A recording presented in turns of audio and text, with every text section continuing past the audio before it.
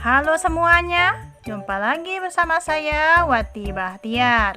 Video saya kali ini saya mau berbagi resep cara membuat kue serikaya khas Palembang yang original. Jangan lupa teman-teman sebelumnya di like, comment, share, and subscribe di channel Wati Bahtiar. Tonton sampai habis videonya supaya tidak gagal dalam membuat kue serikaya.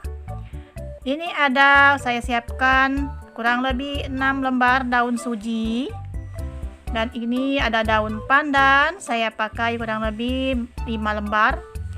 Ini ada air, kurang lebih saya pakai 100 ml ini ya.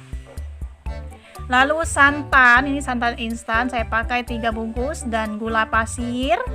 Ini kurang lebih 10 sendok makan dan telur 4 butir. Ini telurnya sudah dari dalam kulkas ya. Jadi warnanya sudah agak pucat, tidak kuning lagi karena ini beku dingin ya. Pun kegunaan air yang saya siapkan ini untuk kita blender pandannya ya teman-teman.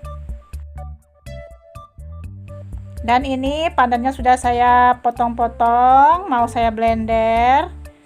Masukkan airnya, kita blender ya teman-teman. Mohon maaf tidak saya record waktu blendernya. Ini kita sisihkan dulu ya. Siapkan wadah yang agak besar. Juga speed untuk mengaduk bahannya nanti ya teman-teman. Masukkan telur dan gula pasirnya. Ini saya hitung ya seperti ini sendokannya ya.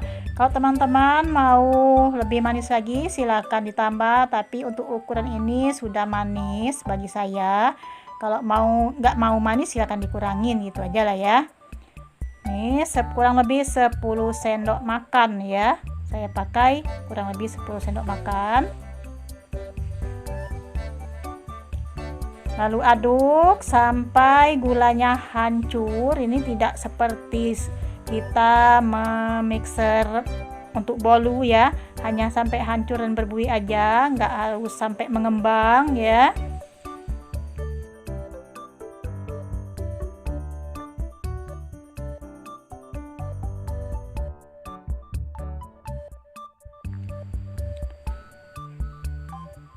Lalu masukkan seujung sendok garam halus biar aroma rasanya lebih gurih-gurih gitu ya.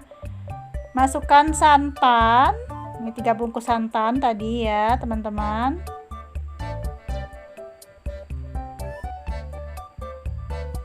Mohon maaf ini tangannya berbeda yang saya pakai bajunya karena saya hanya pakai mindset tangan satu ya, tangan kanan aja, kadang-kadang tertarik bajunya. Aduk-aduk lagi sampai semua tercampur rata. Lalu masukkan air sarih dari pandan tadi ya. Nah ini warnanya bagus kan, hijaunya hijau alami, tapi masih kayak kurang menarik. Saya tambahkan sedikit aja pasta pandan ya teman-teman ya. Aduk-aduk.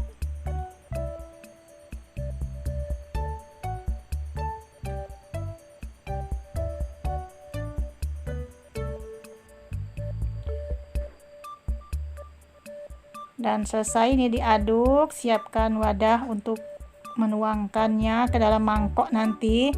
Jadi saya pakai gelas takar ini ya, supaya lebih gampang memasukkan adonan ke dalam mangkoknya karena mangkoknya kan kecil-kecil ya. Nah ini kita masukkan, kita susun di dalam loyang ataupun siap untuk dikukus. Jangan lupa siapkan juga api yang kukusannya sudah mendidih ya. Ini sudah mendidih kukusannya. Kita taruh di kukusan, kita kukus sampai matang kurang lebih 10 menit ya teman-teman. Dan inilah hasilnya ya, sudah dimasak, di kukusannya sudah sangat menjulang tinggi mekar ya, tapi nanti akan mengempes sendiri. karena ini nggak pakai tepung. Nah, ini siap disajikan. Biar bisa disajikan dengan kondisi dingin, lebih enak lagi ya kalau yang suka dingin. Inilah hasilnya ya teman-teman, udah mateng dan ini sudah siap untuk dimakan ya. Cara makannya sendiri ini, seperti puding ya teman-teman yang makannya ya. Dan tentunya rasanya ini manis legit dan gurih, serta harum pandannya menggoda sekali. Silakan teman-teman mencoba di rumah, semoga berhasil. Jangan lupa tonton terus video-video saya yang akan datang. Terima kasih semuanya. Bye-bye.